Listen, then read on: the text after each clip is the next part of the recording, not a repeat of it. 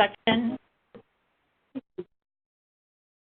Sorry, you would go into the membership section, and then you would click on benchmarking, and that'll take you to the page where you would enter your data.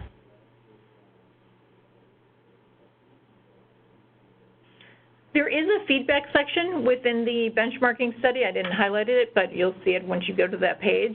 If we're missing any questions, we want to hear from our members. We've had that up there since we started, and we've gotten some great feedback from our members. We've added a lot of information about leading and versus lagging indicators. That was something that our members asked for. But please let us know, if there's something you need from us or there's something you want us to add. This benchmarking study has evolved over the years. It's changed every year, and it's something we can do. It's not set in stone. We look at it every year to kind of see, what's useful. We don't want to ask questions if nobody's going to use them. So any feedback you have, we'd appreciate it. And you can either send that to me directly, or you can put that in the feedback section of the survey.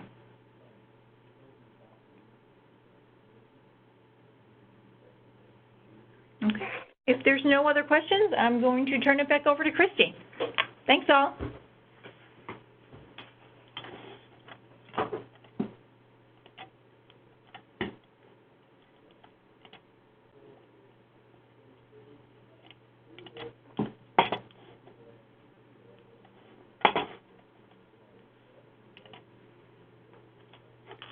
Okay, so thank you, Ingrid, for giving that very informative presentation, and I do recommend that everyone who has the ability to participate in that, please do. And I am going to do my NSC update for today, and my topics are Congress 2019, meeting registration is open, so everyone can register for the Government Public Sector Division meeting that will take place at Congress. And this event runs September 9th through the 14th. Hold on. Oh, definitely not September 9th through the 14th, but if you register by June 14th, you have the potential to save up to $250. So keep that in mind. And June is National Safety Month, and I'm sure as NSC members, everyone is receiving a lot of communications on this. And also, there is an upcoming event at NSC, and that is the NSC Cannabis Workshop. And that is going to be June 25th through 26th, so this month. And that is going to be held right here at the National Safety Council in Itasca. And I just received word that the event is actually full, so I'm not sure if it's going to be opened up a little bit more, but if anyone is interested in that and hasn't registered yet, please email me, and you can email me at christy.mays@nsc.org, and I can see if it's possible to get you registered. And that is today's NSC update.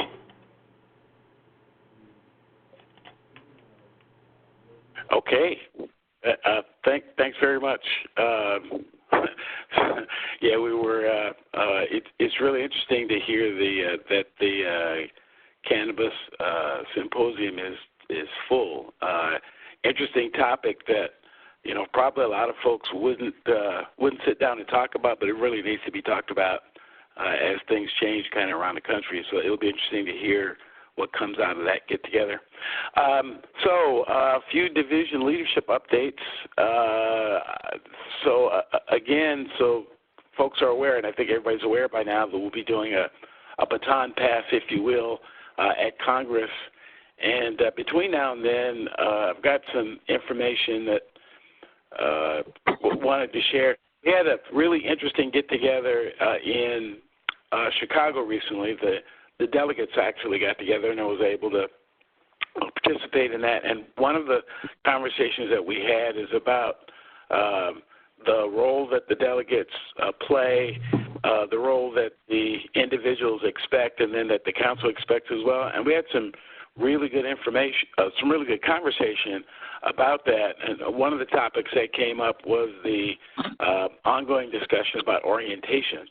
And so that's being worked on in the background is an orientation we actually had when I think now about 2 years ago, and then again last year it developed again. We're expecting it to take the next step forward, and but there's the benefit to that orientation is not only for folks who are delegates, but are folks who are in roles of leadership. So I'm going to encourage, and actually a few of our leadership are also delegates. So I'm going to encourage you all, if you can, to be present at the delegates meeting there at Congress, because there'll be a lot of discussion about where things are going, the role that folks are supposed to play, and the future kind of what it means to be a delegate. Part of the reason for having delegates is to bring information back to the divisions and the other way as well, to take issues from divisions into the delegates and into the council as a whole. So it's really been an interesting process over the last year, being able to serve in this role, and it's been an honor to be able to represent the government and public sector division. And again, we still anticipate a few more interesting things happening between now and Congress. So I encourage all those who are kind of have that circle to get registered, and we'll meet up out in San Diego and have some fun. Mark, I know you're on, and it's over 100 degrees out there, but what's going on from your perspective as current vice chair and incoming chair? Good morning, everybody. Yeah, it is. It's going to be really hot the next few days here. But luckily we're pretty acclimated to it. So as we move forward and into the future, and David becomes a bigger star on the delegate stage, we will. Some of the things I'm looking at is real nuts and bolts stuff. Not a lot of major changes, but just looking at presenting some stuff that maybe our members can take back and use in their programs. And I really like the presentation on benchmarking. I thought that's something that can be a very useful tool for the people that are in the government and public sector division. And as part of that benchmarking, of course, the details, what lies in the details is systemic or program type material, like job hazard analysis and participations by people who might do those JHAs. And I have tons of material that I've developed over my career, and a lot of it here in the county, that I believe we can put together and maybe modify and put out there for use for our members. And we can affect those benchmarking numbers across the board. So that's really it. Not a ton of changes. As we move forward and we make the change, I hope that I can fill the shoes that David has so effectively filled for the last so many years. So that's about it.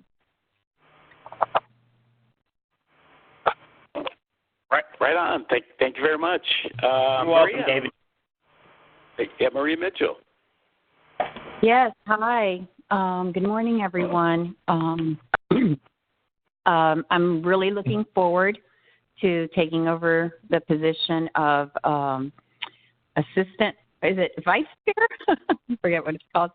Under Mark. Yes, vice chair for the division. David has done a phenomenal job of leadership with Mark as vice chair, and thank you for passing on the baton. I just want to encourage all members to be as involved as possible. Your input is greatly valued. This division is put together because there's so much diversity between public sector and government sector safety and health professionals. And a lot of times the issues are brought to the forefront just because one of you in your area is noticing something that's questionable, and that's why we're together, is to kind of work through these things together and assist each other with our technical expertise and years of experience. So I'm looking forward to being in this position. I want to encourage everyone again. We have a Public Eye on Safety library. It's there for you to provide your guidance, your input, your wisdom, your pearls of wisdom to other safety and health professionals on issues that you are you feel proficient about or that you would like to share. So we encourage you to please submit an article for the Public Eye on Safety Library. It's extremely easy to do. If you look on the division webpage, you'll see all you have to do is submit a draft of about 500 words, which is about 2 pages, just with any topic that you feel would be relevant, useful to other safety and health professionals in government and public sector. And it's a great way to share your input and also to put your information out there so people can contact you in the future if there's something that they want to kind of chat about. So with that said, thank you all for being here, and I look forward to seeing everyone at Congress. Thank you, Maria. Was Marilyn Rivers ever able to get on today? Yes, I'm on the phone. Hi, Marilyn. Good to hear your voice. Hopefully you all are, have you all had your horse race already, or is it still coming up? Nope, the horses are arriving, so the track season starts the first week of July. So we're anticipating an influx of visitors. I am looking forward to summer, as I assume you all are. And quite a few of us from a public sector municipal perspective. If I may, David, is it okay if I mention something? Sure, please do, please do. The one question that we're all taking a look at based on the Virginia Beach issue is a stronger look at the checks and balances we have for entry into all of our buildings. So I think all of us on a small level, those of us that don't have big city budgets, are looking for some small city checks and balances because we want to make sure we ensure a safe workplace.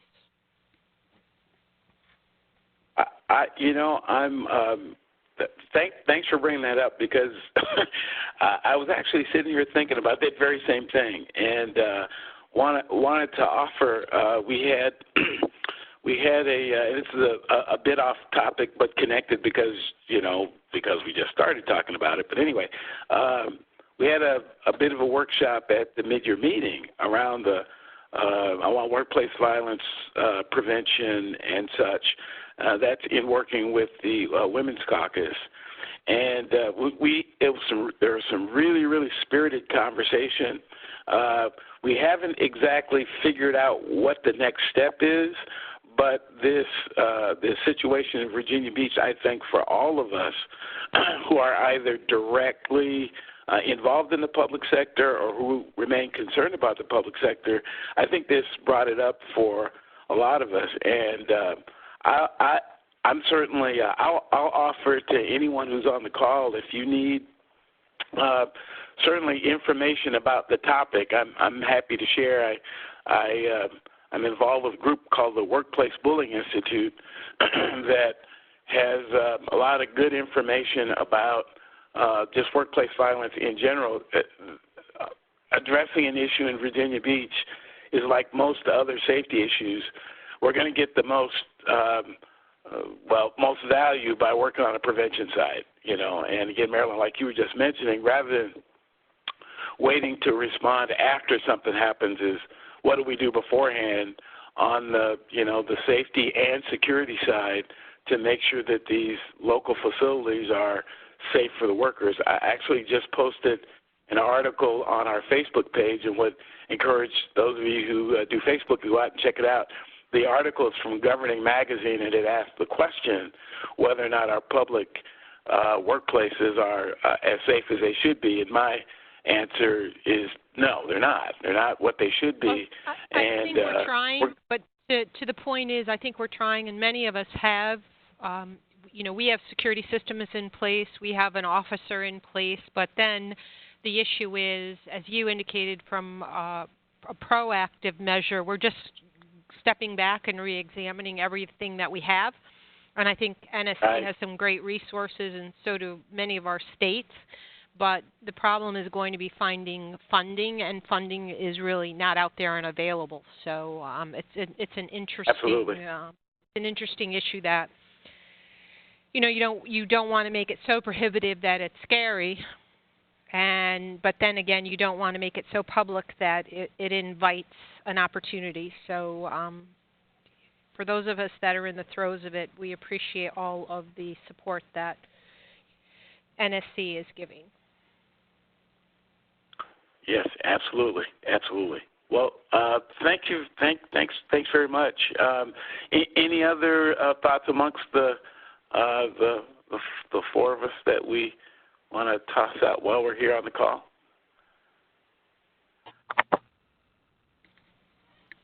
Okay. All right. Thanks very much. So, just a reminder that our meeting in San Diego will be on Tuesday, September 10th, from 1 to 4 p.m. The other topic or the other mention is not necessarily on the slide, but please, those of you who will be in town, leave some time so we can get together. We tend to do that when we get into town, and we don't have an exact location quite yet or a time, but we're actually kind of zeroing in on perhaps on Tuesday, that Tuesday evening is getting together. What we tend to do is get together and we go Dutch, and we find a place to go, and we all get together and have a meal together and just kind of share what's going on in our world a little bit in person. So if you haven't made plans already, and hopefully you haven't, just kind of leave the evening. I think that's the day we've talked about so far, but we'll have to find a specific location. But please leave to the evening of September 10th open to get together in person and just have a little bit of just kind of a camaraderie and get together and fun. So the room location for the meeting is still to be determined, but I'm sure it'll be in a place that we can all find it quite easily. The Marriott is the headquarters hotel, but many of the hotels are within walking distance. It's a pretty decent setup there in downtown San Diego, and the weather should be fairly nice that time of year. Next, please.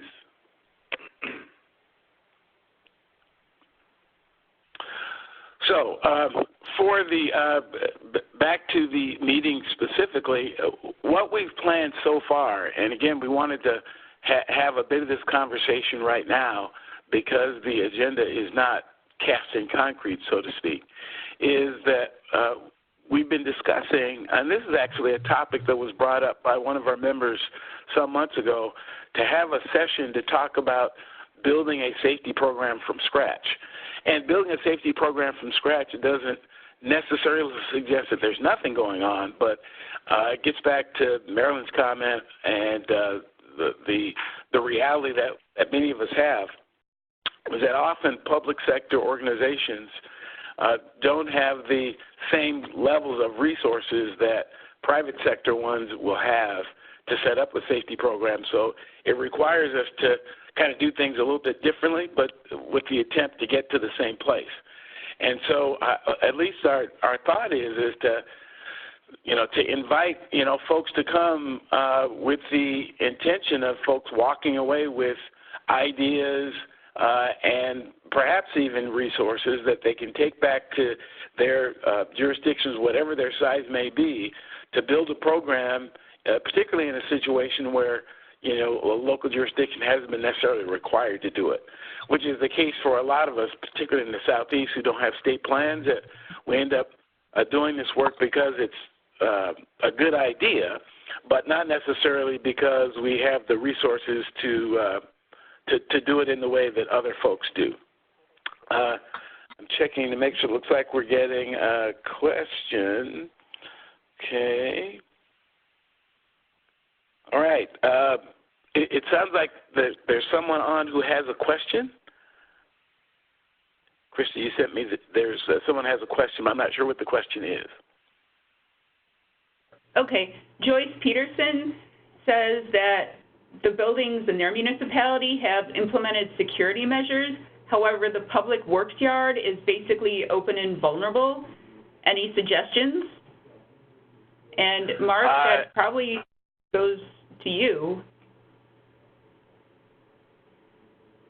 Yeah, so as far as your yard areas go and anything that's even above the yards, you know, we have a landfill and we've got some other areas that are also open to the public. Some of the reasonable measures you can take, even with your corp yards, is you can have a shack, when I say a shack, a little booth for somebody to check people in and out. You can have an arm that goes up and down like you see at any parking structure or other secure site, as well as maybe have some security. It's a little bit of a, you know, it's not any one magic bullet, so to speak. It's usually a combination of things, including employee awareness.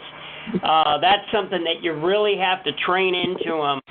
And do it constantly, like maybe even monthly, to get them to remember to keep their head on a swivel, see what's going on around them, and if you see something, say something. That's how we handle it on our side.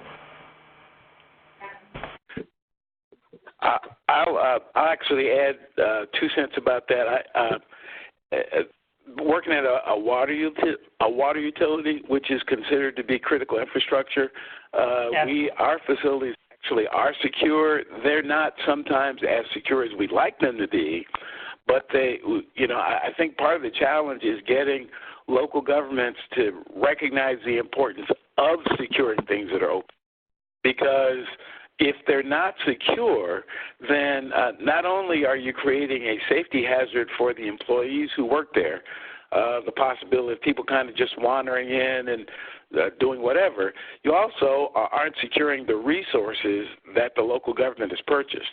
So we've had, at our facility and others around the Atlanta metropolitan area, we've had cases where hand tools, backhoes, saws and whatnot have kind of grown legs and just walked away. And so, and particularly a local government, you know, getting back to this issue of resources that have limited resources to begin with, it's difficult to replace those things if they simply vanish. So there's a need, you know, to have a conversation with the leaders of our departments and our elected officials to say that the investment of fencing and protocols to keep these areas secure does two things. It keeps a safer environment for the people and also protects the assets that the taxpayers have paid for. And again, this is another example of I'd be happy to, I can't say that Joyce and I've met, but if I'm happy to, you know, share what ideas, you know, that we have as a division with you on at least, you know, some strategies and some things to think about. So we're always happy to do that.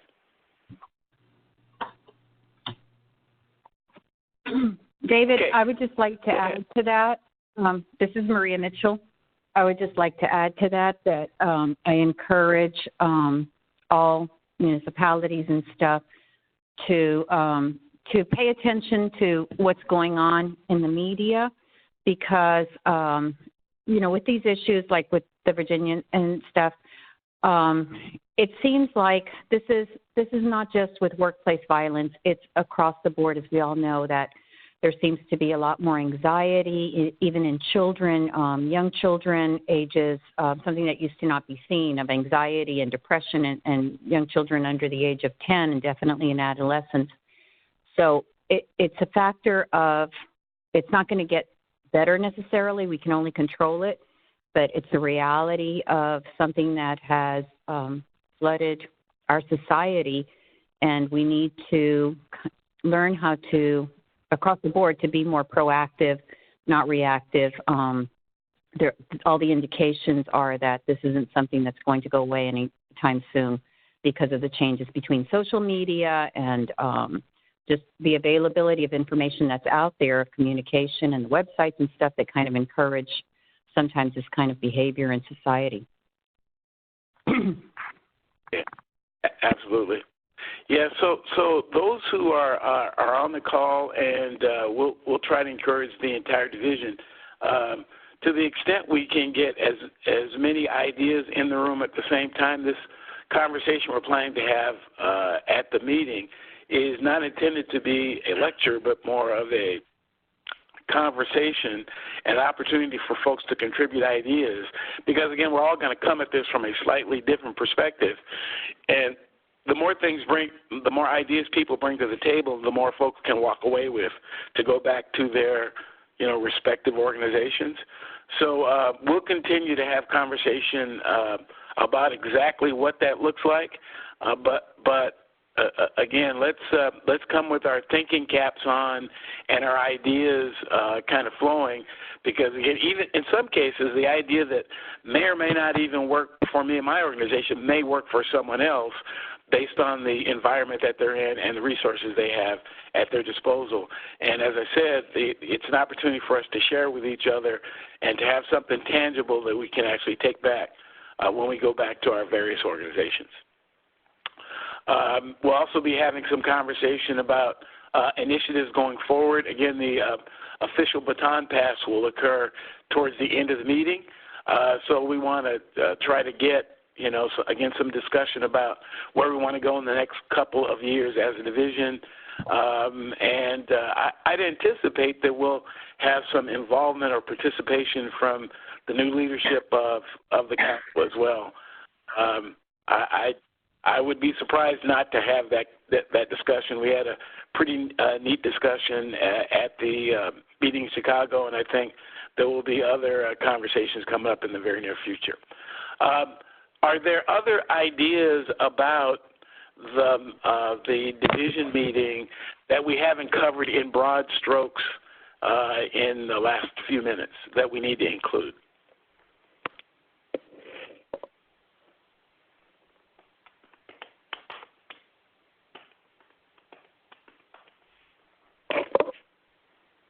Okay. So it looks like we're at least going in the right direction. There's obviously time for, again, still time to finish the details. Christy, when do we need to have our agenda complete and ready to submit? I don't have an exact day, but I have started working on them. So as soon as possible, I would appreciate.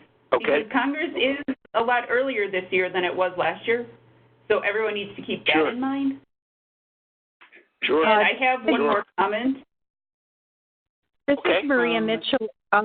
I would like to suggest, if possible, if there's space on that, given the webinar on cannabis is full, and this is a whole new territory that that everyone in safety is approaching of, the medicinal requirements for allowing cannabis and how that might impact workers and safety of public sector and division, just based on it's similar to allowing workers to work with prescription drugs and other medications that in the past we've said if you're under prescription drugs and you're not capable of doing the work, then you shouldn't be. So this is like a whole new territory that we're approaching now, particularly since it seems to be like the many states that allow medicinal cannabis use very quickly thereafter turn into allowing recreational cannabis use. So perhaps since the webinar is so full, this would be a good topic to have for our Congress division meeting, if there's space.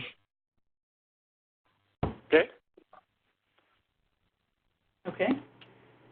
And I have one more recent comment from someone who's attending today, and that is Donald Gurney.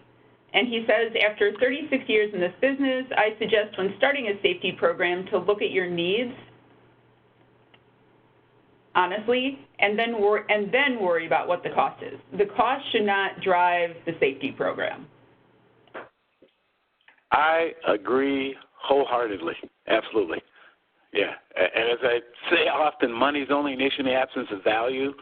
And if we can spend our time trying to figure out what the biggest issues are and what our needs are, and then figure out what the funding requirements are after that, then I think we get better use out of whatever resources we have. I mean, for example, not everyone needs to spend a lot of money on a really heavy, program around hazardous chemicals if they don't have any, or if the only thing that they have happen to be just household chemicals. That's a lot easier to deal with, and I think we should focus on the issues and challenges that we have to deal with now. Again, back to the public sector, because we do everything. We aren't necessarily good at it all, but we try to do everything in a lot of multi-purpose governments. But it's really about doing that job safety analysis up front and trying to figure out what the challenges are, and then going out and justifying the resources after that. So thanks very much for that comment. Thanks. Okay, and then I have another one from Kelly Martinez. And Kelly says, I'm in California.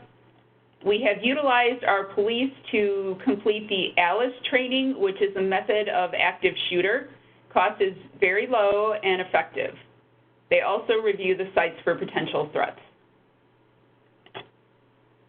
Very good.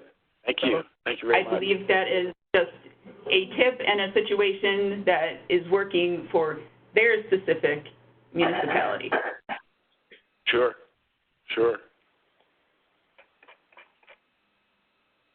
Okay.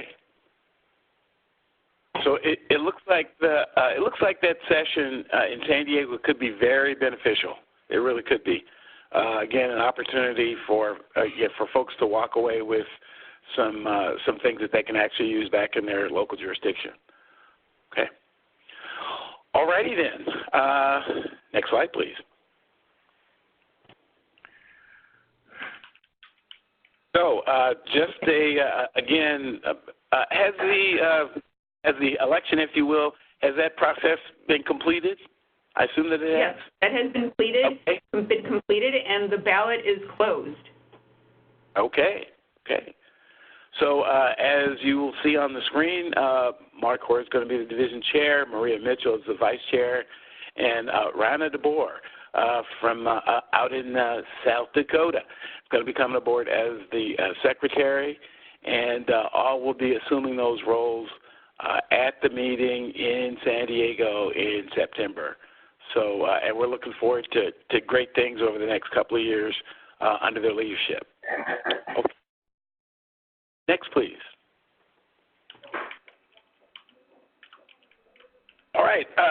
Our next get-together, our next webinar will be on Wednesday. That's a different day of the week, so mark that on your calendars. No, that's not right.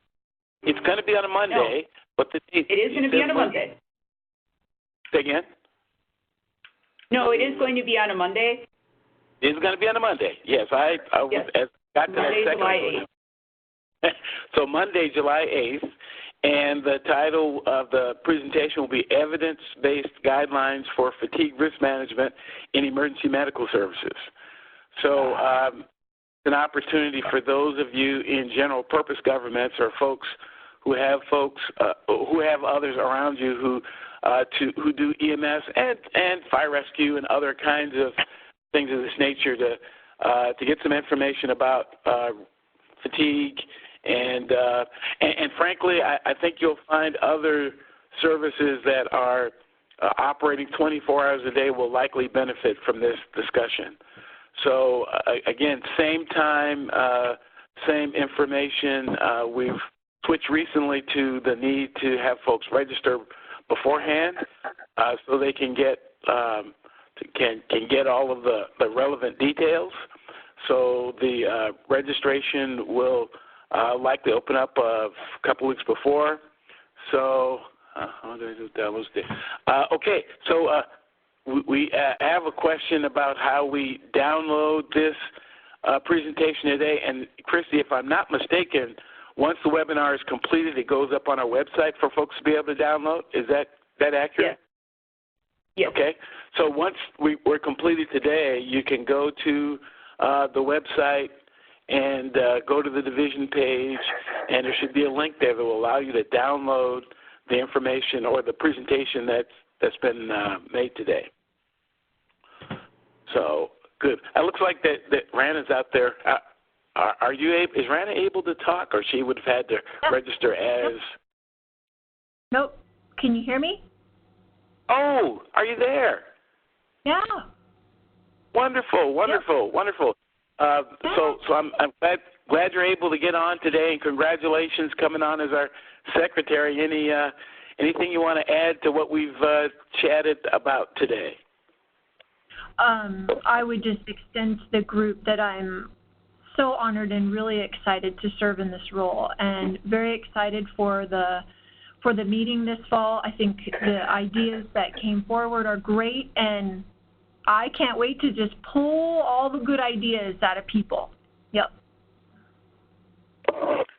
Well, thanks very much. This is so it's an example that, ideas that start sometimes, as small seeds can actually turn into something. So we're really looking forward to that get-together. It ought to be, again, I think it'll be very beneficial for those who are able to attend. Okay. Next slide, please. And I think what that will tell you is, okay. Again, a little bit more about the presentation for next month. Okay. Next slide, please.